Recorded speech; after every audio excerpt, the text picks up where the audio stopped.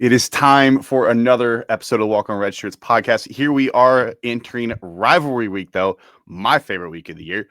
And I know Moose is so ready to talk about Clemson and South Carolina, but we've got a little bit to talk about before we get there.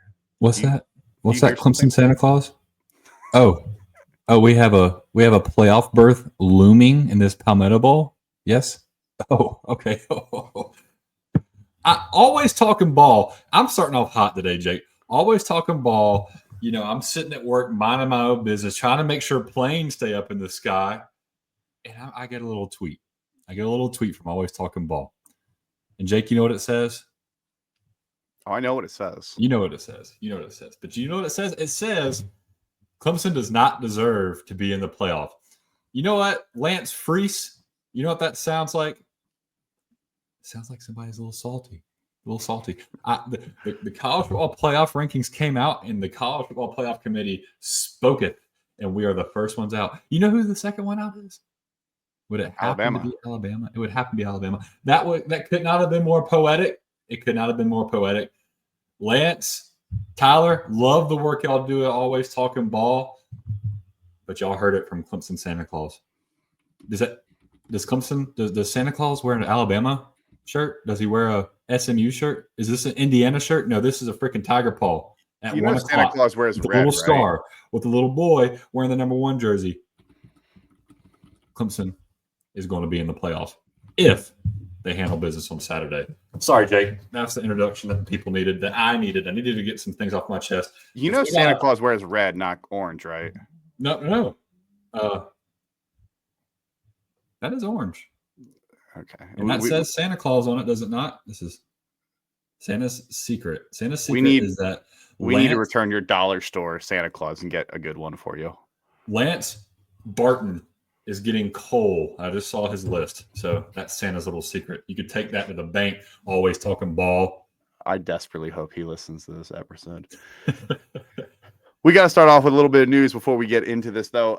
We'll go over our college football playoff, too high, too low, just right. But first, Mack Brown is getting fired, but Mack Brown is going to coach this weekend and possibly even the bowl game. And get paid.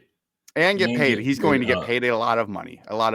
Well, I've been thinking that Mack Brown needed to retire after the season anyways. I mean, he offered himself up to quit after they lost to James Madison earlier this year. Just hasn't been a good season for North Carolina. He said last week that he wanted to keep coaching, but obviously the administration had a different thought. Yeah, and you know what? It kind of sums up Mack Brown's job. He couldn't even complete the firing of himself. So he had to stick around. But no, in all seriousness, like Mack Brown, I don't think he gets enough credit for what he's done at North Carolina. If you look at the past 3 coaches, again, you're comparing, what are we comparing to? But Mack Brown has done more for that program than Fedora and Butch Jones could have ever imagined. I'm forgetting Fedora's first name right now. So Larry sorry. Fedora. Larry, yeah. How could you forget? Sorry, Lawrence. Mack Brown has done some good things in North Carolina, but they just couldn't quite get over the hump. And it always came back to one thing, and it was defense. For some reason, he could never field a formidable defense. Their offenses were always great. I mean, he put now he didn't coach Mitch Trubisky, but Drake May. He had Drake May while he was there. Did he have Marcel Williams, the quarterback that played against Clemson in 2016? Nope, that would have been Fedora too. So he had Drake May, Omarion Hampton. He's put a couple other running backs. It's Sam Howell as his other. Sam Howell, Josh Downs. They've put some pretty good talent into the league on the offensive side of the ball. They just couldn't get the guys on the defense. So, Mack Brown, I hate that this is how it ends because this guy is one of the greatest coaches in college football history, regardless of what he's done at North Carolina. I mean, what he did at Texas was just phenomenal. Yeah, yes, it was Texas. You're in the recruiting hotbed. What happened after he left? Texas went through one of the biggest droughts in college football history when he left. So people need to give him his flowers. I hope this doesn't turn into a Mack Brown roast because he was excellent for college football for so many years. And I really hope he stays with like maybe the ACC network or does something with from the talking head side because I love Mack Brown, to be honest with you. Yeah, and I believe he did work for ESPN a little bit before he came out of retirement. And so there's been a lot of great players under. I mean, you talk about like Javonte Williams, Chaz Surratt. They've had a ton of guys on the offensive side of the ball, but like you said, defensively, they was never really able to get it done. But he was able to find some consistency there. He won at least 6 games in every year, including this season alone. And I mean, that's not something that North Carolina was able to do consistently for the previous couple coaches. Right, but like Butch Davis was able in. I think North Carolina is actually a sneaky good job. I think if you go 5 tiers, if you just think tier 1, tier 3, I think it's a tier 3, potentially a tier 2 job, because you have a pretty fertile recruiting ground there. I mean, you're still in the ACC while it's not the Big Ten or SEC right now. It's still a pretty good job. There's a chance to win when you look at the ACC. I mean, there's a couple upper echelon teams when you think about right now, Miami and Clemson and SMU. But there's a void there at the top that has the ability to get into that upper echelon and make the playoff, especially the 12-team playoff. I think that North Carolina could be a spot. And obviously, there's a lot of money. You've got the Michael Jordan money that is with that. And I think that with age of NIL, there's enough from North Carolina, with it being such a big program and big school, that you could make North Carolina a desirable location. I mean, you saw how Mack Brown was able to recruit. He got Drake May and Sam Howell to come, and that was basically before NIL.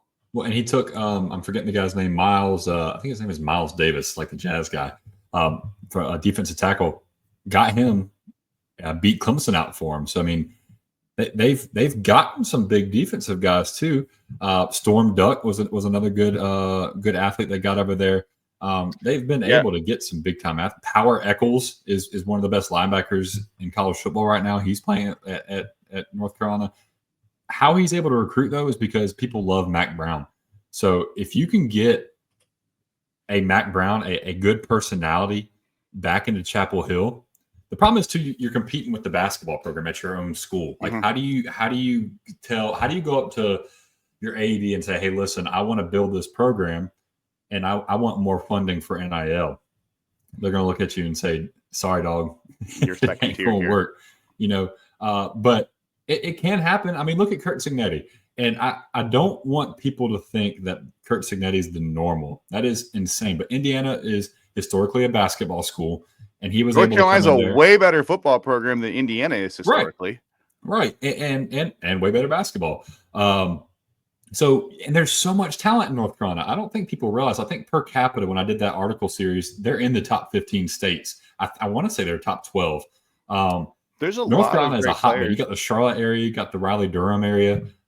There's a lot. You could even go up to the DMV area and get kids. Yeah, absolutely. You're not that far away from it. Virginia's huge. Georgia's right there. Tennessee's right there. I mean, so you're in a hotbed for talent.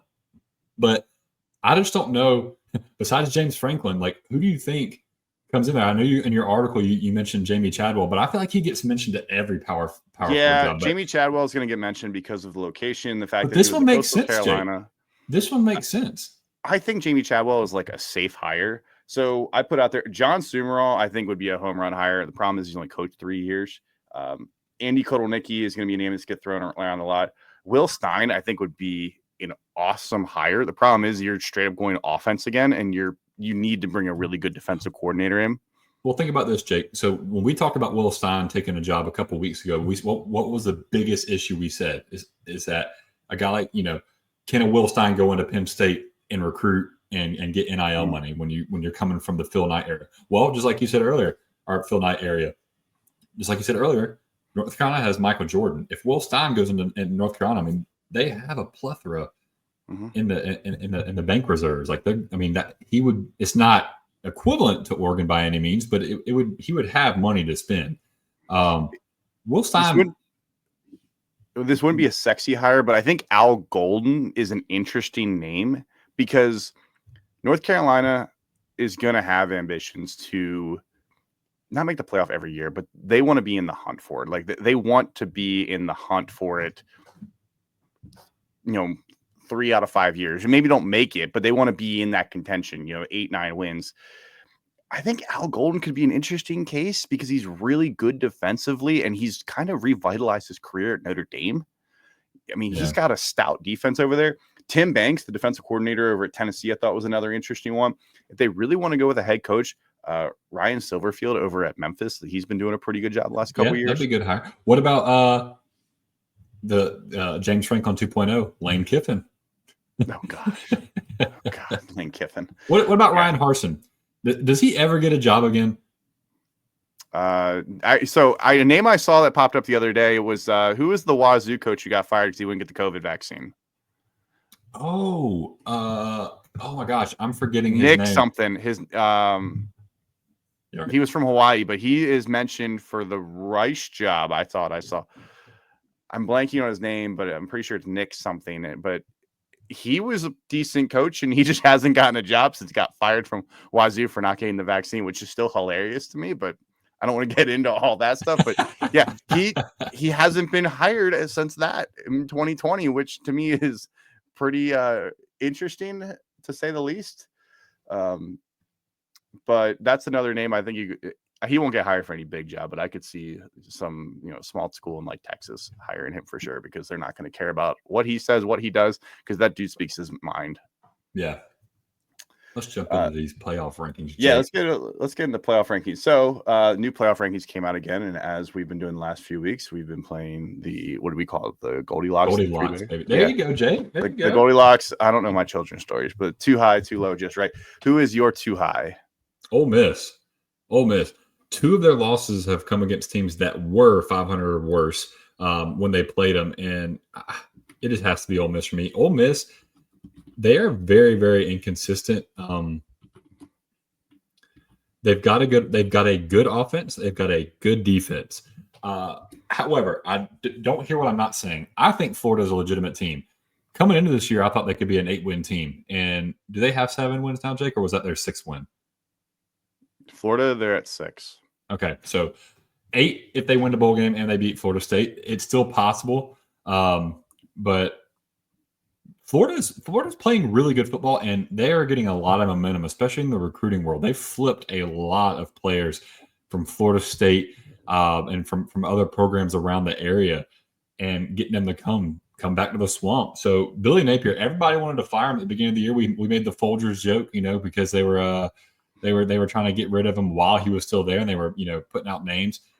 But I'm not saying that to trash Florida. I'm saying it to trash Ole Miss.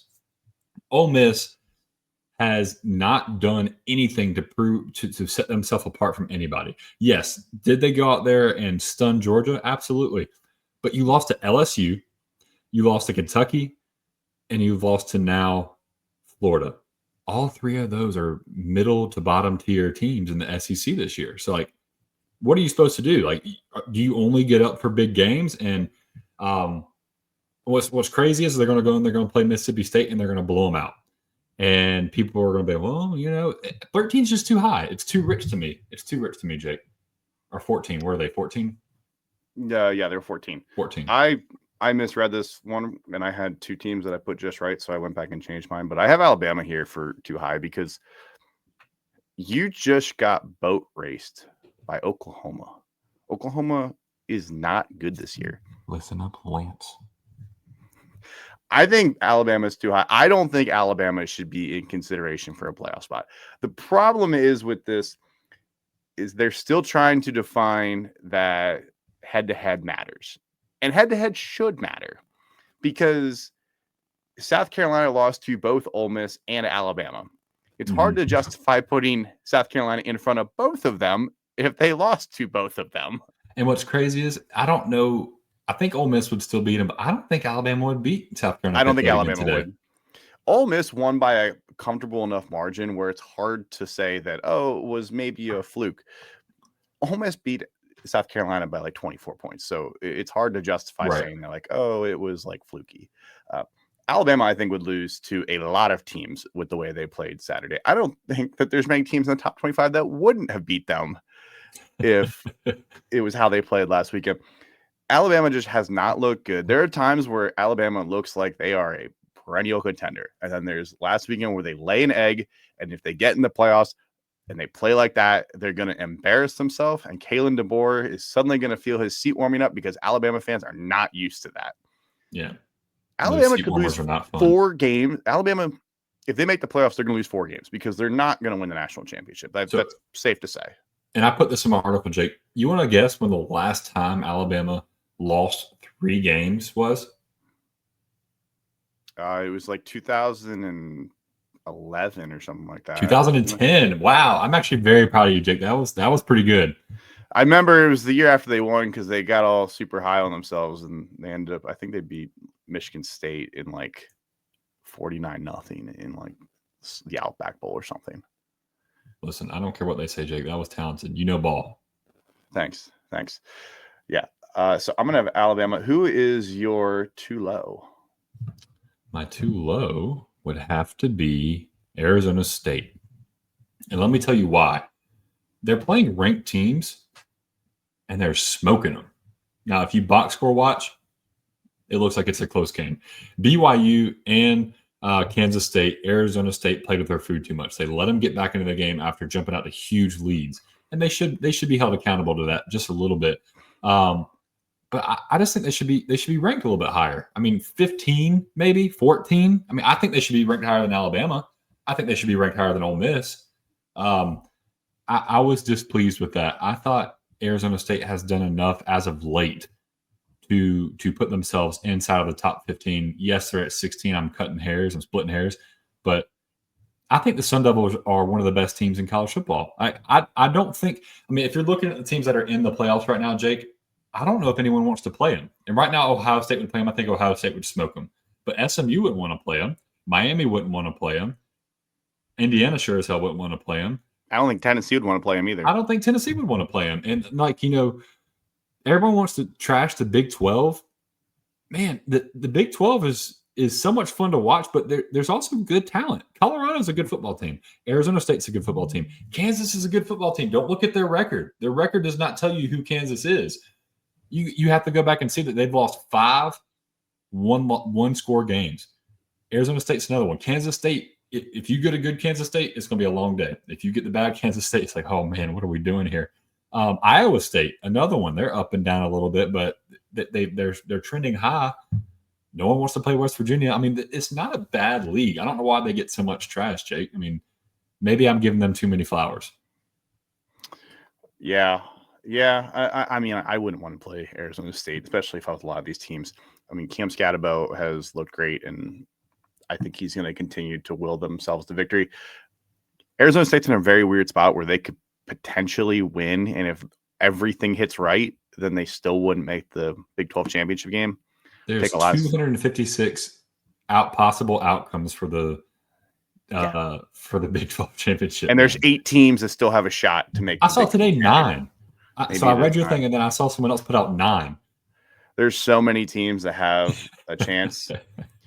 It would take some very weird situations, but I mean, the most realistic is Arizona State and Iowa State play. And if one of them lose, BYU gets in. If they both lose, then Colorado and BYU get in. So it would take a lot of weird situations. My too low is a team that's not even ranked, and it's Duke, because I don't understand how Duke is 8-3 with 2 losses to top 10 teams, and they're not ranked. There are other ones to Georgia Tech, who is a better than most team. I just don't understand how we have Illinois, who has lost to Minnesota. I guess they have 2 top 10 losses as well. Missouri. I don't know how Missouri.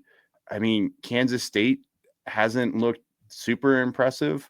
I mean, Kansas State lost to Houston. They got waxed by BYU. Colorado, I guess you keep them in just because they have looked good. But again, if you want to talk about it, they lost to a team that's going to be 5-6 in Kansas. I would personally have Duke in the 20s. I think you could drop any one of them out in the 20s, and I'd be fine with it, with the exception of A&M. Swap them with Missouri, and I'm feeling good. I think you could put Duke in somewhere in the 20s. I think they deserve it. I think Duke is a better team than unranked. I was kind of surprised that even the AP has them at like 30th technically. I would have them. They have them behind Louisville, Washington State, Memphis, Syracuse, and Kansas State. I would put Duke in the top 25 if that was me. Yeah, I don't blame you. Then you're just right. We actually have the same team on just right here. We do. You want to say it at the same time? Yeah. 1, 2, 3. South Carolina. Gamecocks. Oh, shoot. Sorry. Yeah, South Carolina. You want to go first? You want me to go first? I'll let you go first. South Carolina right now is the hottest team in college football. I mentioned Arizona State. We mentioned Kansas. Mentioned Colorado. South Carolina is hotter than all those teams, and they're coming in and they're whooping people. They haven't been turning the ball over as much as they had at the beginning of the year. They've kind of shored that up a little bit. They did throw a pick against Wofford, I believe, which is never fun to do, but stuff happens when you're playing a bad team. South Carolina does a really good job of playing great defense. Great defense travels. Hopefully it doesn't travel this weekend. And they're playing good enough offense. They're the 14th team in the country in passing efficiency. So what does that mean? That means when they do complete a pass, when they do throw the ball, they get chunk yards and they score. They do a really good job of moving the ball down the field. Now, on the flip side of that, they're 70th in the country in passing yards per game, I believe it is. Maybe even 50th. Between 50 and 70. I know it's a big gap, but it's in terms of statistics, it's not. So no one wants to play South Carolina right now, except for me. I want to play them. This is going to be a great game. Can't excited. Pop in a bowl. Let's go, baby. I think they deserve to be in the top 15. I think 15 is perfect for them. Before the rankings came out, I texted my group chat, and I was like, listen, I think South Carolina's going to be 15. I think Clemson's going to be 14. I was right on one of them, and it was with South Carolina. And, Jake, obviously you feel the same way. Yeah, I think 15 is perfect because I think that they should be on the verge of making the playoffs. There's a little bit of chaos, but I also think they still deserve to be behind Ole Miss and Alabama. We talked about how we think that South Carolina would win today. We don't think they would beat Ole Miss, but I think that the results on the field still have to matter. I think they deserve to be where they are. They don't deserve to be any higher. They don't deserve to be any lower. That's just where I am. They're playing great football. They are a clear top 15 team. I mean, they're vastly exceeding expectations. They're going to finish with at least 8 wins on the year, and a lot of people were assuming Shane Beamer would be fired this season. So I think that this is a great season for them and something for them to build off, especially with the players they have on this roster. It's not going to be a full turnover, assuming that Dylan Stewart doesn't hit the portal like everybody seems to think that he's going to. But I think that this is a really good team, and I think it's somebody that if they make the playoffs, not many teams want to face. No. All right, let's jump into last week's action. First game here was the top 5 matchup. Ohio State beats Indiana, which at first looked like it could be a good game. Indiana scores first. Ohio State ends up winning this game 38-15. Yeah, Indiana comes out, makes Ohio State go 3 and out, and then drives on the field and scores and then Jake, take 11 plays, 70 touchdowns, and they converted 2 long third downs on that drive, nonetheless. 3rd and 6 and a 3rd and 9. Also converted on a 3rd and 2. A little bit concerned there, especially with the amount, you would hope that you could really get a stop there. But after that, it was all Ohio State. And the play that, to me, where Ohio State just asserted their dominance, Ohio State gets a penalty, and it's 3rd and 35. And from what I heard the announcer said, they were like, well, you're just going to run the ball here. Ohio State said, nope, not today. We are going to pass this. We're going to throw it to Carnell Tate 25 yards down the field, and then we're going to throw it to Carnell Tate again and go on 4th and 10 and convert that as well. That, to me, was when the talent took over. Ohio State, they struggled a little bit still. Well, you know what that was, Jake? Before you go too far past that, that was Ryan Day going up to Kirk Cignetti and say, hey, your season's cute, man. Let me show you something real quick. Let me show you what my third string. All those guys that were saying that your wide receivers could compete with ours. Let me show you what our third guy can do. Yeah. He had the best game out of all 3 of them.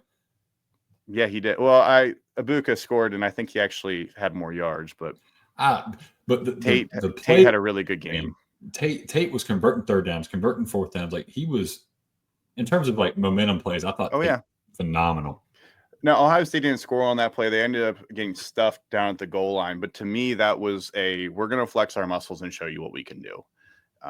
That you could tell that it was a sign of things to come. And Ohio State, they threw an interception. It was a bobbled pass. It wasn't Will Howard's fault. It literally hit the tight end in the hands, hit Shalani Thurman in the hands, and he pops it up. There's not much you can do as Will Howard if your wide receiver gets hit in the hands and he just can't catch the ball. So it would have been real nice if Will Howard could have thrown for about 100 more yards, Jake. Yeah, that play alone wasn't going to do anything. But after that first drive, you saw Ohio State's defense assert their dominance. They finished with 5 sacks on the game. They had forced multiple turnovers. Should have had more turnovers because there was a ball that was punched out and the Ohio State defense fell on it, but the ball just couldn't stay in their arms. Return a punt for the touchdown. First time in a decade, Ohio State has returned a punt for a touchdown. Coincidentally, last time was against Indiana as well. Really awesome to see. Caleb Downs, best safety in the country. Yeah, he's a freaking phenomenal football player. He can literally do it all. That game, though, if you go back and look, and I know people want to say, like, okay, maybe it was closer. If you take out Indiana's first scoring drive and the last scoring drive, because the last scoring drive to me was, I want to get into that because that was kind of weird. They went 26 plays for 32 yards on 8 drives. They were averaging 3 yards a drive. That's not good. No. Not good at all. Well, and you know what caused that, Jake? Jack Sawyer, JTT, Michael Williams. Is that his name? No, that he plays for Georgia. What's the big defensive tackle's name? Well, Caden McDonald and Ty Hamilton, and I forget who else you're probably thinking of. Cody Simon had 2.5 sacks, though. And 10.5 tackles. Love me some Cody Simon.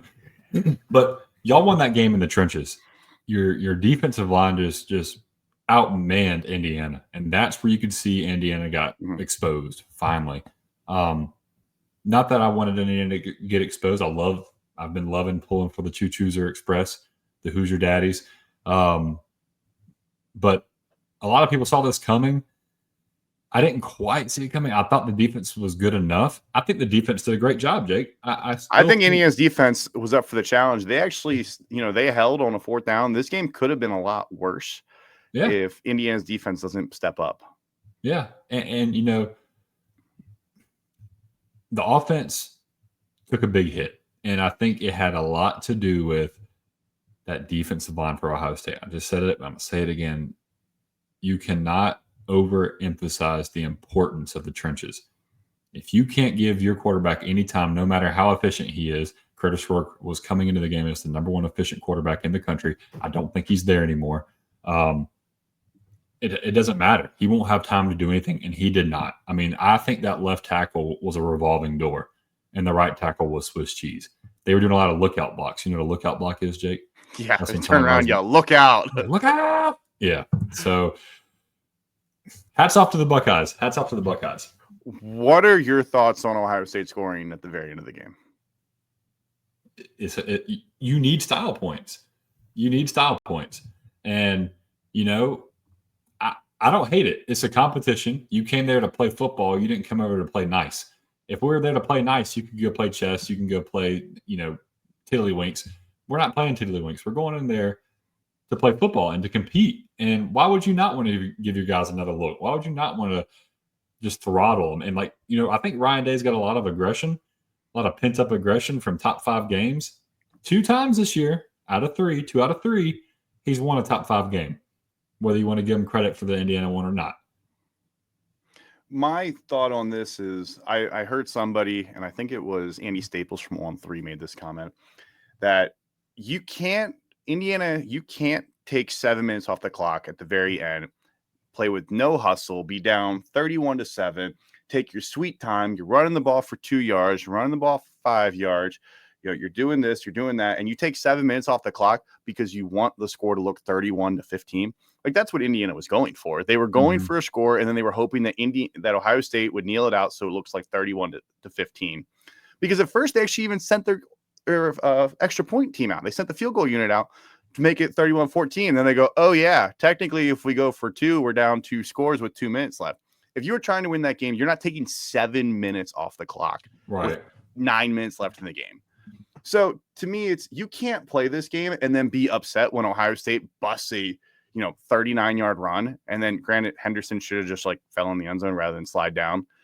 But you can't play that game thinking, hey, we're not gonna we're not going to leave Ohio State anytime. They're going to knee it out. We're going to call it game. And then as soon as a big run busts, you get all upset that they decide they wanted to score. Yeah, if they wanted to stop you, they should have stopped you in the other 3 quarters. I don't have any problem with it. If you're playing Wofford, if you're playing Youngstown State, don't run the ball. Don't run it up. It's a bye game. This is top 5 game. I even disagree with that. Put your backups in. Get them a look. Don't take your foot off the gas. But this is where, at this point in the game, like, are you QB sneaking it to score if you're up 35 points or 40 points in the fourth quarter? No, you're playing conservative and you're just getting your guys' experience and you're not trying to run it up. But you can't play this game of, well, we're going to take 7 minutes off the clock so the score just looks a little bit better to the box score watchers. That's my rant. All right, let's move on. Alabama, we talked about it, gets dominated by Oklahoma, and Alabama chances are now on life support. Everybody on Alabama offense looked bad. Ryan Williams should have scored. I don't know what was with that formation. Another week, another ref show. The fact that everybody went back and looked and went, I don't even know what you're talking about. This was not an illegal formation. He wasn't covered up. I don't know what that was. Ryan Williams should have scored. It wouldn't have changed the game at all. Oklahoma still would have won. There's changes coming to officiating in college football. There are too many people that are too angry and too much money's involved at this point. It's going to change. There's going to be huge changes this offseason. Just mark my words. I'm telling you, like, there's not going to be conference refs. I think there's going to be NCAA refs. They're going to be full-time jobs, and they're probably going to have to be held accountable. The NFL doesn't hold their refs accountable and make them answer to the press, but I think college football might set the tone for that. I mean, I think it needs to start happening. Being a referee is a thankless job. So, like, by no means am I out here like bashing them. They do a great job 90% of the time, but it's the 10% of the time that's just awful. It's just awful, and it costs people games, and now it's costing people money. And you lose the integrity of the game a little bit, like, because people start to question, it's obviously rigged because the ref is throwing a illegal formation flag when it's not an illegal formation. Like, when we have too many cameras, we have too many eyes on too many things for them to be able to make mistakes like that and not be held accountable. So I think we're going to see huge changes coming, but I don't want to sit there and beat a dead horse. Alabama didn't lose because of illegal formation, like you said. They lost because they got outrushed 257 yards to 70. They couldn't even run for a freaking 100 yards against Oklahoma. Now, granted, Oklahoma has a good defense, but Alabama's bread and butter all year long has been running the freaking football. Jalen Milroe could not run the football. Jalen Milroe had 7 yards. 7 yards with a long of 11. Yeah, and he also threw 3 interceptions. Yeah.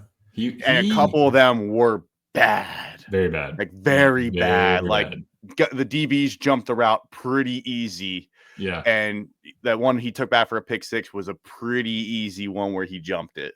Yeah, and I'm feeling a little bad for Jalen Milroe. I mean, he was starting to, I think, kind of get some first round, second round hype on his draft profile. I don't know if it would have actually happened, but he was starting to make himself some money this year.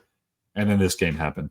And the 2 jumped routes, the worst thing about those, not only, was it a pick 6, but they're lollipops. Like, he couldn't even get the ball out there very hard. Like, so it's like, man, he can't throw a 10-yard out. He can't throw a 5-yard out. What the hell is he going to do in the NFL? So I feel bad for Jalen Milroe. I think he got kind of exposed a little bit, but hats off to Brent Venables and that Oklahoma team. I mean, thoughts and prayers to the Venables family. Brent Venables' wife just got diagnosed with cancer again. So they're really struggling with that. Obviously, they're having a bad year. He's getting bashed left and right. For them to be able to get this, I'm just happy for the Venables family. I know him personally. One of my favorite people. I mean, when he's not being an extreme psychopath on the sideline, he is one of the most genuinely good people in the world. Great dad, great husband, great person. So it just sucks to see bad things happen to good people, but it's also great to see when someone that deserves it gets something like this. And you can see how the players, rallied around him and how some of the coaches rallied around him. So people love that man, and he's going to do great things at Oklahoma. I hope they don't try to cut bait with him too early. And if they do, I hope he comes back to Clemson. But if not, I really think he's going to do great things over there in Norman, Oklahoma. I think this job or this game bought him some time. I think that bought him some time for sure. Also, Woody Washington had an interception, and Woody Washington has been in college forever. Woody Washington sounds like someone who played in the 50s. This is his 6th season, and he has played in all 6 seasons. He's had at least 15 tackles in every season, and this guy's been playing forever. This is why we shouldn't be having 6-year players. I know, good for him. He got an interception, whatever. This is my rant. We need to stop having these 6-year players that are playing in all 6 seasons. Yeah, that's ridiculous. Jackson Arnold looked pretty good. He was able to run the ball, which I think maybe Oklahoma realized, like, hey, maybe Jackson Arnold is just not a guy to air it out. Maybe let's use his legs. He finishes the game with 131 yards on the ground. Pretty solid day, if you ask me. Yeah. And you know, like, if you look at the box score, like, oh, he played terribly. He had, 68 yards passing? Or is it more than that? Yeah, he only threw for 68 yards. Last game, he only threw for 74. But he's been able to run the ball, and that's been, their bread and butter lately. But you know what the most important thing is when you're playing on a team, Jake? Is to win the freaking game. And if you, no. It's not if you had fun, you won. What's that guy's name? Neil Brown. Get the hell out of here with that. You should ask yourself if you just had fun tailgating, is what Neil Brown would say. Did you have fun tailgating? Then what are we complaining about? What does it matter with the score? As long as you had fun out there. Speaking of having fun, you know who's been having a lot of fun the past couple of weeks, Jake? Who? William Napier. Yeah. Willie Napier. Bill Napier. Billy. He's having a good old time over there, huh?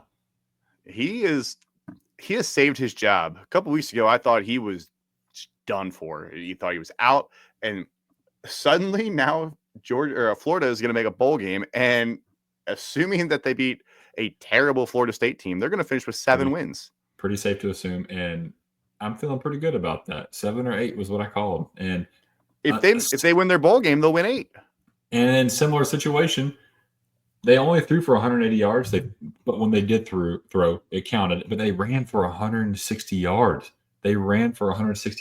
And Jake, Ole Miss, if you look at the box score, almost had 500 yards of total offense. But you can't have the big penalties that they had, and you cannot turn the ball over 3 times. This is why Jackson Dart, just look at box scores. Well, yeah, but the 2 picks that Jackson Dart threw were the most at the most crucial times. And he almost threw a third. Like in back-to-back plays, he had almost thrown the game-sealing pick the play before he threw the game-sealing pick. So not the best game from Jackson Dart. Not, if we're picking Jacksons this week, we're going Jackson Arnold. We're not going Jackson Dart. Maybe even Jackson 5 since it's Christmas season. Santa Claus is coming to town with a Jackson 5, then Jackson Dart. But Florida is just doing what they have to do to win. They're winning ugly. They're scratching, they're clawing, they're forcing turnovers, they're making people work. I mean, Ole Miss had to go for it on 4th down 4 times in this game, Jake. 4 times, and those were all momentum swingers. They were trying to swing the momentum. I mean, they were drowning. Ole Miss knew it. They just could not finish drives. I'm pretty sure they missed a field goal here and there. Ole Miss was 3 of 14 on 3rd down. Yeah. You cannot be that poor on 3rd down and expect to win games. You heard it here. Jake said you cannot be poor and win games. Yeah, don't be poor because Michigan's got $12 million on a quarterback. You cannot. Sorry for being poor. Jake, you know what could be the best thing in the world? Listen to this. So you get what's St. Clair? What's St. Clair's first name? The big quarterback coming to y'all. Yeah, Tavian St. Clair. Tavian St. Clair. That's how I know you are an elite program. You don't even give a crap about your number 1 quarterback coming in. Number 2, excuse me. He goes 4-0 against Bryce Underwood. Bryce Underwood will transfer. He'll transfer before he gets that opportunity. I mean, there's $12 million to stay, but I guess somebody else could also say, we'll give you that much. Or Michigan could be like, hey, we don't want to pay you that anymore. You're not that good.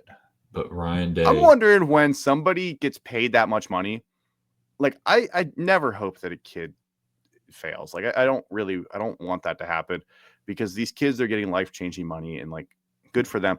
But like there's going to be a point where somebody gets offered an exorbitant amount of money, $10 million, $15 million. Don't listen to this part, Jalen Rashada. Turn off the podcast, Jalen Rashada. and they just suck. They just suck, and that they go out there and they have they play like they aren't worth it. Like they go out there and they throw 20 interceptions in a season, and they get benched, and they're like, yeah, like you're not starting next year. You're out. And Jake, I just wonder how that's going to work with these NILs. When I was 18 years old, if I had $100 in my bank account, you couldn't tell me a thing. I could hop into 2001 Cherry Red CRV. I could drive wherever the hell I wanted to, fill that bad boy up with $20 worth of gas, some clean, unleaded gas from the Kangaroo, get me a slushie, get me some sunflower seeds. I was cruising, man, $100. Could you imagine $12 million as an 18-year-old? I would do stupid things with $12 million. I did stupid things with $100. I would do stupid things. So can you imagine you're coming in, you're being granted the keys to a program. Hey, you better work your tail off. You better study film. Here's $12 million. Don't be stupid. I watched so much dumb stuff in college for no reason whatsoever. And I was broke. If you gave me money, I remember one semester, I worked 2 jobs because it was just one was during the week, one was on the weekend and whatnot. And I made something like $1,500, $2,000 during the semester and had it saved up. And I thought I was king of the world because I had $3,000 in my bank account. I was like, oh my God, I'm going to buy everybody drinks at the bar because they're all $2 at the bar tonight.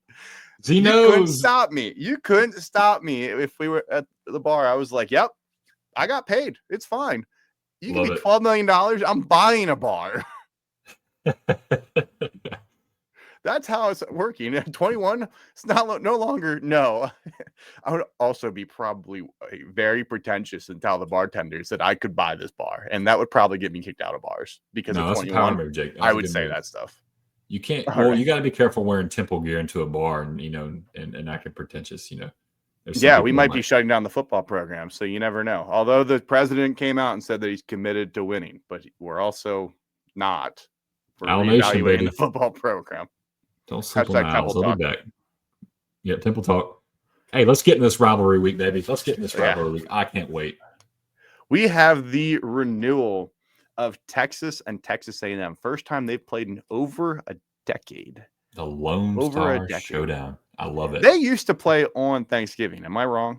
I think you're right. That sounds either right. that or the day after. It's either they used to play on Thanksgiving or the Friday after. I can see. What was that? I'm not thinking of Ryan Tannehill. What was that receiver for? Oh God, I'm gonna come back to it. Give me a minute. Ryan Swope or something like that. Yes. Well, that was for Texas. I'm thinking of a guy that played slot receiver for Texas A&M. I know who you're thinking of. A white dude. Yeah, he's a white guy. He reminds me of Ryan Tannehill. Excuse me. Ryan Swope. Yeah, he played for Texas A&M. Okay. Yeah. Okay. Yeah, we're on the same page. He was there. I don't even know what. Yeah, 2011 was his junior year. That's the last time they played. Yeah, and I don't even know. As a senior, he set the record for receptions at Texas A&M. So, pretty good. Only a practice squad player ever for the Arizona Cardinals. 6th round pick. Don't be a hater. No idea what he's up to now. Maybe he'll show up for this game. Maybe we should get him on the Walk on Redshirts. Maybe we need to. Anyways, for this game, the winner of this game is going to go to the SEC championship game. Texas A&M obviously now has 3 losses, but one of them is out of conference, so doesn't matter technically for this. Right. Texas A&M's only chance of making the playoff is if they win out. Texas, I think if they lose this game, they're still going to make the playoff. I don't think a loss is going to eliminate them. I think just because the committee has them so high. There is some concern that Quinn Ewers may not play. He underwent an MRI on Sunday. There's been no real update about his availability for this weekend. Do you think that Texas A&M can win with Arch Manning, or Texas can win with Arch Manning under center? Yeah. I don't think. I think they could, because I think the formula is the same whether it's Quinn Ewers or Arch Manning, and Texas is going to have to rely on their defense to win this game. Their offense just hasn't wowed anybody. Yeah, they've been able to score pretty quickly against Florida. They beat up on them pretty good. They didn't look really good against Arkansas. the offense kind of looked clunky. They did not. And, I mean, obviously, you go back to the Georgia game. They looked terrible against Georgia, the only other real defense they played. And Texas A&M's defense is pretty darn good.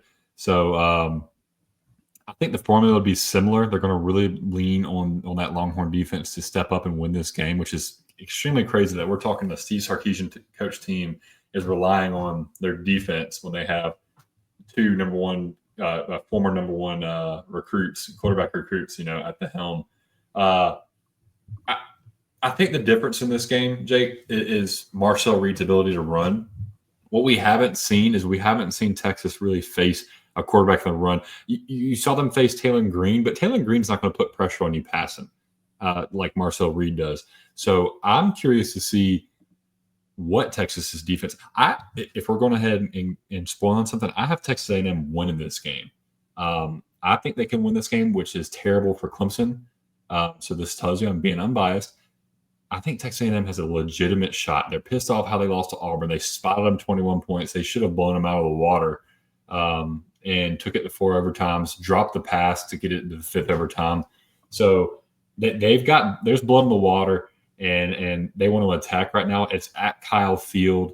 The rivalries renewed. There's a lot, riding on the game. And Quinn Ewers has kind of fumbled when it's come to big time games. You think about the playoff game last year, and he didn't look terrible against Washington, but they didn't win. You talk about the Georgia game this year. He looked awful. Even Arch Manning looked awful in that game. And that whole flip-flop thing, that tells me that when Quinn Ewers starts to struggle, if he starts to struggle in this game, he's going to start to panic a little bit more because, I might be taken out, so I got to do a little bit more. I gotta try to do a little bit extra to make sure I stay on this football field, and I think that's going to end up costing them. I think it's going to end up costing them against an opportunistic Texas A&M defense. Yeah, Texas hasn't looked great the last however many weeks. I mean, they beat Florida. Now, Florida did not have DJ Lagway in that game. Now, scoring 49 points, DJ Lagway wasn't going to score that many, so I think they were going to win that game. But the Arkansas game you mentioned. I mean, they didn't look great. Arkansas actually had a chance to make that a game. Like, Arkansas had a chance to tie that up late in the game. Against Kentucky, I mean, they handled business. They were up 24-7 halftime. The game was never really that close. I mean, it was 24-14, but Texas responded and made it 31-20 or 31-14.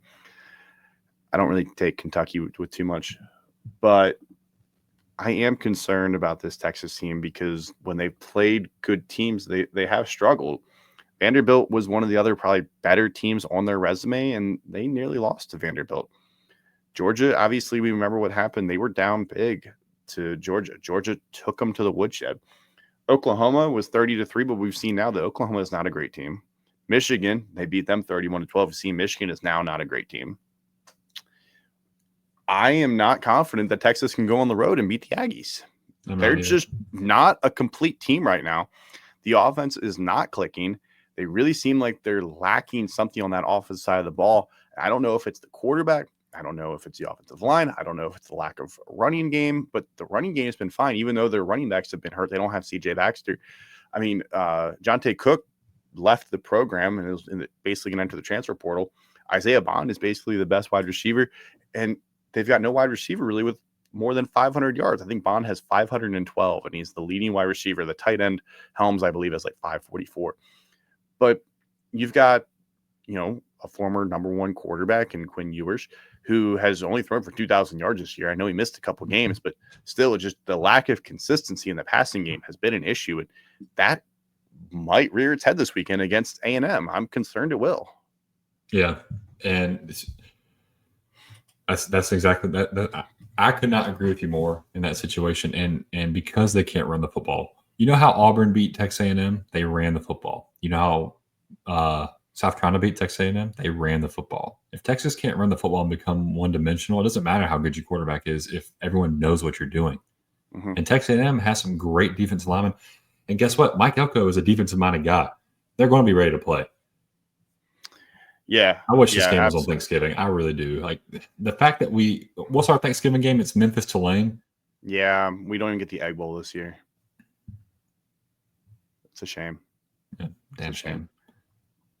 want to see a Second wide receiver game pee on the goalpost again. We do, and then the kicker missed the extra point and be the reason they lost the game. Incredible way. Shout out, was it Elijah Moore? I think it was Elijah Moore, baby. Yeah, incredible, iconic. Second one here, we have Ohio State, Michigan. This may not be the highest ranked game, but it's still the game. We still got to talk about the biggest rivalry games. The game, I will be at this game. Cannot wait. Ohio State is a massive favorite in this game. What can Michigan do to give themselves a chance? They can slash the tires on the bus for Ohio State and not allow it, or they can lock the doors when they go to do the school session, so they can't come out of the gym. I don't think Michigan has a shot. I don't think, like, looking at this game, you obviously when there's a big spread like this, you're like, all right, how can Michigan cover? Sometimes, and I'm like, man, I don't even think they can cover unless Ohio State comes out there and just tries to be uncharacteristic. If Ryan Day tries too hard to go out there and get that W, but I don't think that happens. I mean, Will Howard is awesome, and he's starting to play with a little chip on his shoulder. I mean, I saw him talking trash to Kurt Signetti this weekend, Jake. Yeah. Will Howard. Yeah, I couldn't believe it. You said what? He also put out a cigarette. That's what I'm saying. Like, Signetti smoking on that cig pack. I don't think Will Johnson plays. I think he's already made a business decision. He's out. I don't think he wants to risk himself, even if it's the biggest game of their year. You don't miss this many games in a row to come back and play the final one, because he's not going to play in the bowl game. Right.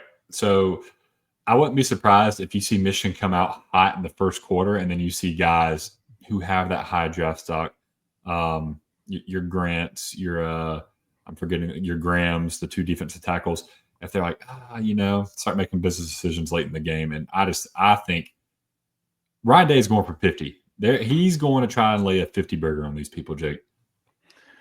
I think the way that Michigan can stay in this game is to shorten the game. They need to find a way to shorten the game, similar to the game plan that Penn State had of drive down the field, take as much time as possible, see if you can limit Ohio State to 3 or 4 possessions for each half. If you can limit Ohio State to 7 possessions in the game, meaning that they have to score. Problem is, if they score on 4 of them, I'm not sure that Michigan gets 28 points. Right. So you have to try to force them to get field goals, because Ohio State is one of the best teams in the red zone this year. They are one of the best, and they seem to execute. They did not once against Indiana last week. Indiana was able to hold them. You have to force Ohio State to kick field goals and not execute in the red zone, which are two incredibly hard things to do. And you've got to be able to extend drives. The question is, can Michigan actually extend drives? I mean, they've got the running backs to be able to do that. You got Donovan Edwards and Khalil Mullins, who are great. But can Davis Warren make enough plays? Colston Loveland is also, questionable for this weekend. If you don't have Colston Loveland as well, that's your best offensive weapon, who is a mismatch nightmare that Ohio State has to dedicate a guy to. If you don't have Colston Loveland and you're relying on these wide receivers that are not the best, and you're relying on your run game, I mean, Ohio State's been solid against the run. Will Donovan Edwards and Khalil Mullins be able to make some space? Probably. They'll be able to do a little bit, but I don't know if they're going to be able to do enough to march down the field, go 13 plays, 75 yards, and score a touchdown. They also have to finish drives. They can't. If Michigan kicks 3 field goals and has 9 points because of that, they're not going to win a game, with 1 touchdown, 3 field goals. They're not going to win a game with 16 points. Right. I think if Michigan has an edge anywhere, it's the defensive line versus a beat up offensive line.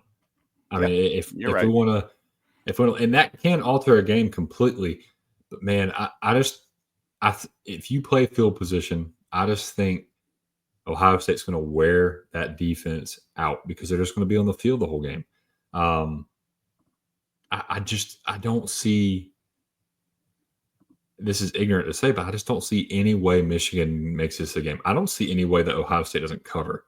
Maybe if it's because the defense, like I'm saying, forces Ohio State to have some 3 and outs, maybe turn the ball over a little bit more than they, if they, like I said, play uncharacteristic football.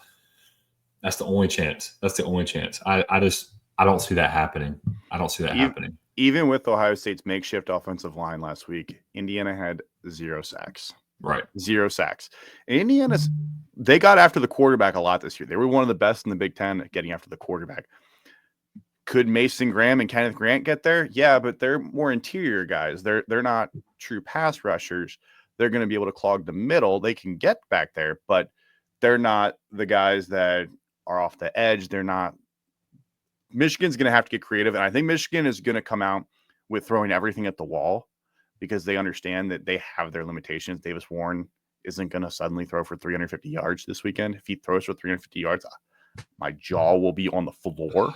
Oh no! I need something more spicy than that. I need something more spicy than that. If Davis Warren throws for 350 yards, Jake will single-handedly fund Temple's football team to stay afloat.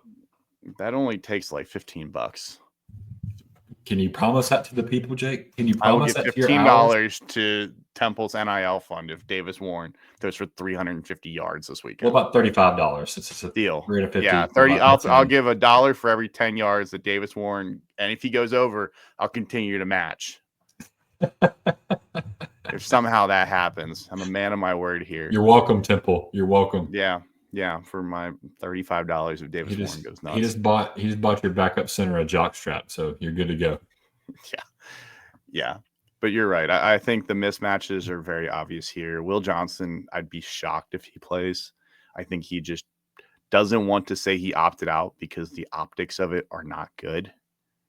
I think it would make a first-year coach's job a little bit tougher if you say your best player just opted out of the season. Right. The game that you are dying to talk about here, the Palmetto Bowl, we have Clemson and South Carolina with a potential playoff spot on the line.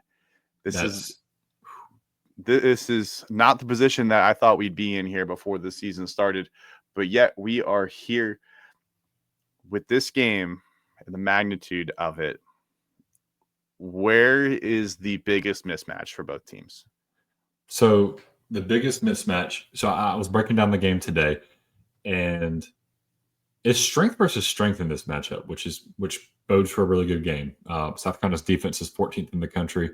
Clemson's total offense is 6th in the country.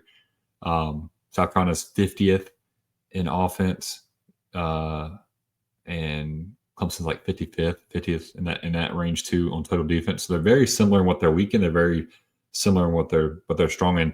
The biggest mismatch, however, comes down to turnovers. So what was Clemson's biggest bugaboo last year? They turned the ball over way too many times, and it cost them so many games that they should have been competing in. South Carolina's done the same thing. You look at Alabama, you look at LSU, those 2 games that they lost. They lost. Alabama did not beat South Carolina. South Carolina beat themselves. LSU did not beat South Carolina. South Carolina beat themselves. So that's the biggest gap in this game. And also tackles for loss allowed.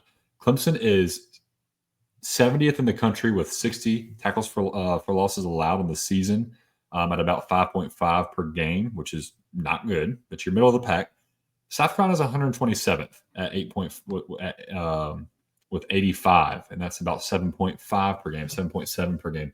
So if there's a gap, it's that despite Lenore Sellers being able to run, that offensive line still has weaknesses.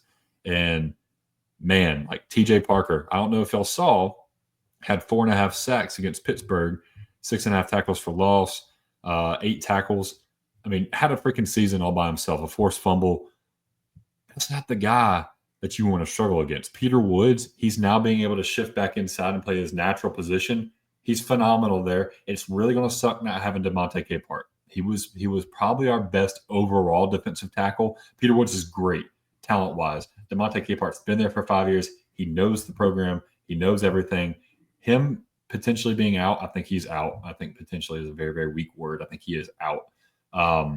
That's going to suck. But Jaheim Lawson, the redshirt sophomore, has stepped up. AJ Hoffler stepped up, so that's allowed Peter Woods to slide inside. Man, I'm really excited for this game.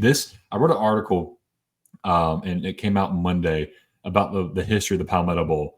This game, because of the rankings and because of what South Carolina's done, what Clemson's done this year, has put itself in to be, I think, the biggest game in this rivalry history by far. This game has the most on the line with the playoffs. Now, South Carolina has a little bit more of a far-fetched chance to get in, but it's not like Clemson's a shoe-in either. But they both have really good chances to get into the playoff if they win this game. There's never been anything like that on the line. The biggest things on the line in this rivalry has been bowl eligibility or a 10-win season. It's never been, hey, either of us, whoever wins, is going to go to the freaking college football playoff. So this puts so much on the line in this game. It's a top 15 matchup for the 7th time in this history. I'm super excited for this game. I'm super scared for this game because of how good South Carolina can run the football. But what gives me hope, the teams that have been able to run the football against Clemson, they have not been able to run the football inside. They have to run outside. They beat us on the outside. Pitt beat us on the outside. Georgia beat us on the outside. If you go back and watch the game, Georgia could not run the football up the middle. They couldn't do any inside zone. They couldn't run power. They couldn't run any counter. They struggled going up the middle. Pitt, Virginia Tech, Louisville gouged us on the outside. Gouged us. Now, everybody's going to say, oh, Moose, what about the Citadel game where they ran for 295 yards? And the majority of that came from the inside. Well, that's a triple option. And we have a bunch of young guys who are playing with their eyes and not playing their fundamentals. So if you're playing out of position against a triple option, they're going to run the football up the middle. I mean, it's going to be easy. So that has nothing to do with our run stopping. That has everything to do with playing fundamentals. So I'm feeling good about that because I feel like South Carolina is built to run the football inside the tackles. I think Rocket Sanders is a phenomenal running back. He breaks a lot of tackles. Barrett Carter is going to have his best game. Our linebackers are going to have their best game. Jake, I'm excited for this game. I don't know if you can tell. I can thoroughly tell that you are amped for this. And this game is going to be a battle, which is why I had to wear my Clemson Tigers military appreciation shirt because we're going to war. We're going to war. This is a Palmetto Bowl. For anybody who doubts this rivalry and thinks it's a soft rivalry, turn on ESPN at noon on Saturday and you'll see that there's nothing soft about this rivalry. There's so much on the line. And even when there's not stuff on the line, it's intense. I can't wait. And I can't wait for people outside of the state to get to experience how awesome, truly awesome this game can be. I wish I could watch, but I will unfortunately be at a football game. So you better record it because I need every ounce of you, Jake. I need you. I need you to lift me up when I'm struggling. I'm gonna need your help because I'm gonna be sitting next to a diehard South Carolina fan watching the game at my house on Saturday. Well, I have 3 years of animosity I need to take out. So okay, that's true. You're good. I need to take care of this. And before we go, I do want to touch on this too. I think Cade Klubnik's still getting a lot of trash this year for some reason. I think it's because of what happened last year. The narrative's kind of the same. Jake, there's been 8 quarterbacks in college football history who have had the statistical performance that Cade Klubnik's had up to this point in the season. All 8 of those quarterbacks were either Heisman football finalists or runner-ups. Or, excuse me, they either won the Heisman Trophy or they were runner-ups. Baker Mayfield, Jaden Daniels, Lamar Jackson, Baker Mayfield again, Joe Burrow, and I'm forgetting the other 3. But he is playing phenomenal football. So where this narrative has come from that he is not good at football, he struggles, he's terrible, I just don't see it. I don't see it. Now, I mean, quarterbacks are going to miss throws every now and then. He's not perfect, but he's having a phenomenal season. And I think a hell of a lot of schools would probably like to have him as their quarterback instead of what they have right now. So all the Cade Klubnik slander, go out the window, please. Lance. Yeah, Lance. All right, we only have 2 weeks left. Well, 1 week left in the regular season, another week of the college football conference championship games. So that means that there's still plenty of time to take care of Underdog or join Underdog. We still have bowl season as well. So we really have like 6 to 8 more weeks of Underdog. Plenty of time to make your picks. Last week wasn't great for us. We both went 1-1, but if you mixed and matched, maybe you went 2-0, maybe you went 0-2. I'm not one to say. But Underdog is the perfect way to draft your favorite team, play with the pick'em. We've been using the Underdog all season long. Will has been crushing it. I've been okay. Make sure to sign up with promo code WALK-ON. get your free first pick and up to $1,000 in bonus cash. You can do so by visiting underdogfantasy.com. They have an app. The app is great. We love using it. Make sure that you're 18 or older to play, and terms will apply to this. Last week, I went 1 for 2. I had Emeka Egbuka going higher than 50.5 receiving yards. He had 80.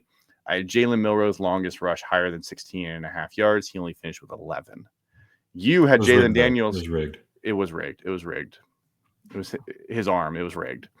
You had Jalen Daniels going higher than 245.5 passing and rushing yards. He finished with 261. You also had Will Howard going for higher than 245 passing yards. He finished with 201, finished short of that. So both went 1 and 2. I am incredibly confident in one of my picks, and I'm more hopeful in the other pick. Do you want to go first? You want me to go first? I can go first. Okay. You want to go first? I'll go first. You go ahead. I have Marcel Reed going higher than 218.5 rushing and passing yards combined. He's done this in his last 3 games. I think with that dynamic of his legs, we talked about it earlier, he's going to be able to put some pressure on Texas. And I think because of Texas's offensive woes this year, A&M is going to get a lot more chances, a lot more possessions than they normally would. So I think Marcel Reed's going to be able to surpass that. I think it's going to be tough. I think it's going to be pretty close. But I think he'll be able to surpass it. I think he'll finish with about 250 total yards. Oh, I forgot I have 2. I was like, you have a second pick. Also, obviously, all you freaking haters out there, I want to beat South Carolina first. I want to beat South Carolina and get in the playoff, just like the next Clemson fan. That's wonderful. It's beautiful. It's great. It would also be nice to play in the ACC championship. So I am going to be pulling for Syracuse this weekend. I don't know what the heck people's problem is. Oh, we got to handle our business. Of course we have to handle our business. I don't know why people get their panties in a wad, Jake. It's freaking ridiculous. Over the dumbest things. So because I want Syracuse to win, and because Kyle McCord has compiled over 325 yards in 8 of his 11 games this year, I'm going with Kyle McCord to throw for more than 325.5 pass yards against Miami this weekend. And I think that's going to be the difference in allowing them to win. I'm going to start with, I also like Marcel Reed, but I'm only going to take his rushing yards. I've got him higher than 33.5. He's reached this in his last 4 games. It's been one of the main reasons that Texas A&M's offense has been successful. I think that he crosses 33.5 pretty easily. I think you're going to need a lot more rushing yards for him to get above that 218 that you have him at. Second one I have here is a lot more hopeful than, because the stats say that he might go higher than this. I have Davis Warren going less than 135 passing yards. The problem I have here is that if they get down big, they're going to have to throw the ball. I'm not confident in him being able to throw the ball, though. Davis Warren is averaging 152 yards per game. Ohio State's defense is allowing 135 per game in the last 5 weeks. Davis Warren might be the worst quarterback out of the last 5 weeks they've faced. And this is definitely one of the best offenses or best defenses that Davis Warren has faced. They held Curtis Rourke to only 68 yards last week. Who's to say that they can't hold Davis Warren under 100 as well? So those are my 2 plays. Sacks go away from rushing yards. Never mind. Correct. All right, we have our weekly 10. Going to start, the list I have here is, and actually probably how we should go with this. So we'll start at the bottom here. Kansas State and Iowa State. Iowa State can. How did we do last week, Jake? We each went 6 and 10. We split on 2 picks and we both hit one of them. We're not as terrible as we make it seem with this. We both went 6 and 10. You're up to 70 wins on the season. I have 64. I have 2 weeks left. I need to make up some ground this week. I need to make up ground last week. I need to make up a lot of ground this week. All right, you go first this week. All right, Iowa State and Kansas State. Iowa State's a 2.5-point favorite. I'm going to take the Cyclones here. I'm going to take Iowa State. I think that with them having so much to play for, Kansas State obviously still could make the Big 12 championship game. They need a lot of help. I think Iowa State understands what's on the line, and Matt Campbell, it's only 2.5 points. I'm going to take the Cyclones to cover here. Yeah, I'm right there with you. I mean, the Cyclones are my underdog team for the year. Or, excuse me, my walk-on team of the year. Love Matt Campbell. Love Jalen Noel. Love Abu Samla III. Rocco Beck might have the best name in college football. Like I love watching them play. I would love to see them play in the Big 12 championship game. So I'm riding with my Cyclones as well. Second game we got here is Miami's a 10.5-point favorite over Syracuse. This is in the Carrier Dome. I am taking Syracuse here because Miami's defense just is not good enough to me, and Kyle McCord has been airing it out all year.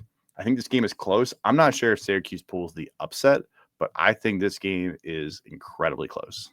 I think Syracuse pulls the upset, and I think Syracuse covers. I'm right there with you on that one. So, like, if Syracuse wins, all you freaking haters too. Let me walk back that one a little bit. If Syracuse wins and South Carolina and Clemson wins against South Carolina, that guarantees us in the spot, regardless of the ACC championship. So shut up. Shut up. All right, we can move on. I love how you're getting so fired up. All right, third game here. Tennessee is the 10.5-point favorite over Vanderbilt. I am taking the underdog here, Vanderbilt. I think Vanderbilt covers the spread. I think this game means a lot because this is Diego Pavia's last regular season college football game, unless there's some sort of injunction that actually happens. Vandy hasn't played great, but Tennessee has been kind of iffy throughout the year as well. That defense hasn't looked – his defense looked great. The offense has been iffy at times. I think Vanderbilt makes this a close game. I think that this is a 3 to 7 point game, but Tennessee wins, but Vanderbilt covers. I think Tennessee blows them out of the water. I think Tennessee is going to want to really just shore up this playoff spot. They know what's on the line. I think Nico's going to come out there and have his best game. Nico Iamaleva. Give me Tennessee. Shout out Austin. Give me the Knoxville boys. There's our first difference here. Tulane is a 13.5-point favorite over Memphis. This is on Thanksgiving. I am going to take Tulane. Tulane has been absolutely dominant, beating teams by an average score. I believe I looked today, it was like 42-13 in their conference games. I know Memphis has only 2 losses, but I think Tulane is trying to push Boise State to see if they can potentially jump them with big wins. And I don't know if they can do it with just the wins alone, but I think Tulane tries to keep looking dominant. Yeah, and Tulane's punched the ticket to play Army in the AAC. Yep. Is that right? Yeah. Yeah, I got Tulane as well. Iron Bowl, Alabama and Auburn. Alabama's at home an 11.5-point favorite. I'm taking Auburn to cover this spread because Alabama looked absolutely terrible. This is Kalen DeBoer's first Iron Bowl. I don't know how he's going to handle it. Hugh Freeze is coming off a huge win. I think he translate that into this week. I think Auburn is starting to have a little bit of momentum. It wouldn't shock me if Auburn wins this game. Yeah. And both coaches are coming in with what couldn't be more polar opposite pressures. Kalen DeBoer has so much pressure on him right now. Yes, they're 9-3, 8-3, but that's not going to cut it in Alabama. And he's got a lot of pressure to win this game. Hugh Freeze, he's got the recruiting class looking good. He just beat A&M. You know, he's got the world on his shoulders right now, you know, at his fingertips. So he could not have any less pressure on him right now. I mean, the season is a wash. He's playing for bowl eligibility, which I guess a lot of people wouldn't have ever thought that Auburn would be in a bowl game. But I think Bama's going to cover, though. I think they're going to come out. Jalen Milroe is going to want to bounce back. Jalen Milroe's got some piss to him. You know, I like to say that about some guys who are tough, who can bounce back with adversity, and he's definitely one of those guys. We have I forget what the Georgia Tech rivalry name is called. Do you remember what it's called? It's not good old-fashioned hate, is it? Yeah, I think that is that. I think that's just good old-fashioned hate. Georgia's a 19.5-point favorite over Georgia Tech. I think Georgia Tech covers this spread. I think 19.5 is a little too many. Georgia has been playing better as of late. They're starting to look like the Georgia team that we thought they would be all year. But I don't think this is a Georgia Tech team you can sleep on. Georgia Tech is obviously going to go to a bowl game. They've got 7 wins already. I think Georgia Tech covers the spread, but Georgia still wins this game comfortably, but yeah, Georgia Tech covers. Clean, old-fashioned hate. Clean old-fashioned hate is the name There we of the game. I think Georgia Tech covers as well. I think this might be a look-ahead spot for Georgia. They've already clinched their spot in the SEC championship game. Georgia Tech is frisky. 19.5 points is a lot for an up-and-down Georgia team that's struggled at times. I think Georgia Tech, with it being a rivalry game, is able to cover as well. South Carolina and Clemson. Clemson's a 2.5-point favorite in this game. I didn't really give any thoughts on my game this year, but I'm going to take South Carolina here, unfortunately. I need differences, and I know this is one where you're going to pick the opposite of me. So I'm taking South Carolina because I know you're taking Clemson. I'm taking them because I think Lenora Sellers and Rocket Sanders have been meshing well. They've been moving the ball. I think they could be explosive enough. Am I confident in this? No, but I'm mainly picking because I know that I have a difference here and I can try to pick somebody else. Well, if I want to take my orange and regalia colored glasses off and my Clemson bias, I think if this game is a blowout, it's more likely to be a blowout in South Carolina's favor than it is in our favor because of what you just said. Their ability to run the football, Rocket Sanders and Lenora Sellers' ability to, make plays in the pocket and move around. He's a load too. He's 6'3", 245 pounds. He's freaking huge, man. That's a big boy. Anyway, I got Clemson covering, obviously. I got Clemson minus 2.5. I got Clemson winning. I think I put 27-24 or 23. Some weird score. It's a cover. USC and Notre Dame, with this game being out in LA. USC is a 7.5-point underdog to Notre Dame. I think USC might win this game. I think Notre Dame is on a high horse right now, and I think this is a game where Lincoln Riley's not necessarily coaching for his job, but a win like this can flip the script for him. And Marcus Freeman, he can't take this game lightly, but it's a road trip out west, end of the year. You're 10-1. You feel safe. You're number 5 in the country. I think USC might win this game. Don't be shocked. Don't be shocked. I've got Notre Dame winning by 7, so I've got USC covering, but Notre Dame hasn't played a legitimate team since September 28th when they played Louisville and they went back and forth. I don't think Army's legitimate, and I don't think Navy's legitimate. Let's just get out there. Sorry, Jay Guillermo. Hope you put your earmuffs on. I didn't give you a warning. I think USC covers. I think they have a really good shot. I saw a cool stat today. USC is one of 6 teams, I believe, that has led in the fourth quarter of every single game they've played in this year. And they've lost 5 of them. Wild stat. Yeah. And they've lost. I think they're that close to being undefeated, technically. Yeah. So that is a wild statistic. USC is legitimate. I think with Notre Dame sleepwalking, Lincoln Riley coaching for his job, coaching for recruits, they're going to bring that Jules Shalele home. Shalele. Yeah. How do you pronounce it? I think it's Shalele, but I'm not Shalele. We'll say Shalele. That sounds cool. A&M is a 5.5-point underdog to Texas. I think I know which way we're both going on this one. I am taking A&M. Yeah. The Texas offense, I am just not sold on right now. I think Texas could win this, but that means I think A&M is going to cover the spread at least, if not win this game. I know A&M is coming off a pretty ugly loss to Auburn that went to 4 overtimes, but everything that matters is this weekend. And I think A&M's defense will do enough to shut down Quinn Ewers or Arch Manning and company, and the offense will do just enough with Marcel Reed running the ball. You know how I know you're a scumbag, Jake? How? Because you heard me in the previews talk about how I was going to pick Texas A&M, and you still picked Texas A&M, and yet I had Texas A&M written in there before we even started. But that means you had Carolina in there before we even started, so.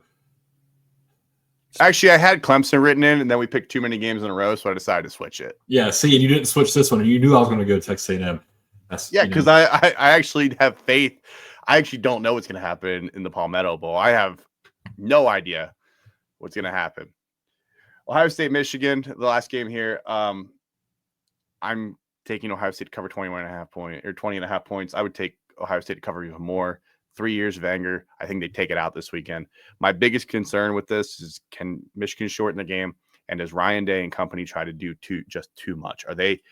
Is like the anger, like the 3 years of it, is it too much where they try to do too much to overcome and overthink themselves rather than just play their game? Right. And they might early, and I think they'll settle in and whoop them. I think they're at least going to win by 30. I would love that. I think I have y'all predict y'all to win 42-10, and I think giving 10 points to Michigan is very, very, very, very, very, very, very kind. We're in the season of giving. I will celebrate so much if we win 42-10. It will make my whole day. Well, that does it for today's episode. We appreciate everybody joining to the Rivalry Week episode. We will be back again next week to preview the conference championship games. We'll only have a handful of games rather than, a whole slate. Unfortunately, this is the last week of the regular season. But thank you all for joining in with us all season long. Appreciate it. Make sure to go and follow us on social media at Walk On Redshirts on all of your social media platforms. Twitter, Facebook, Instagram, YouTube, whatever you use. I'm sure we're on it at this point. Make sure to go follow Moose at Walk On Moose on Twitter. Great follow. He loves to tweet about everything Clemson and his love for the state of South Carolina. See, I worded that. I heard what you said. I'm not going to comment. No comment. I love the state of Ohio. Love Columbus. Because of Jake, I pull for Ohio State. And, since he's a co-host of mine, I would never be disloyal to him and pick against his team in a college pick'em. Yeah. Well, that does it for this week's episode. We'll be back again next week, and everybody enjoy your Thanksgiving. Make sure that, real quick, what is the worst Thanksgiving dish? I want your opinion on this. The worst Thanksgiving dish. That's tough because I eat just about everything. If there's a worst Thanksgiving dish, it's green bean casserole is the answer. Oh, no. I don't like green bean casserole. I do not like green bean casserole. Jacob, green bean casserole is phenomenal. It's in my top 5. Pineapple casserole. Not like green bean casserole. You're not from the South, so you probably don't know what pineapple casserole is. It's essentially crackers, pineapple, and cheese. Green bean casserole, hash brown casserole, corn casserole. How many casseroles do you have at Thanksgiving? I'm curious. I'm going to send you a picture. We have squash casserole, hash brown casserole, corn casserole, green bean casserole, pineapple casserole. Oh my God. I'm going to send you a picture. We've got casseroles we have casserole. And then. What do you think of cranberries? Or cranberry sauce is good if you mix it with stuff. So if I'm going to pick anything, it'd be cranberry sauce or that blueberry gelatin crap that people make is considered a side. I don't know what the heck it is because I never touch it. I don't like blueberries. So that's also another weird thing is I don't like blueberries. So I don't need anything blueberry related. I don't really either. But that if I had to pick something, that's hands down the worst thing. But man, you can't really go wrong on Thanksgiving, man. You can with green bean casserole. I miss that. I skip that every time. This is why we're in. If somebody unfollows us because of that take, I'd be okay with it because that's a take I'm willing to die. That's a hill I'm willing to die on. Well, because you said that, I hope Michigan covers. We'll see everybody again next week.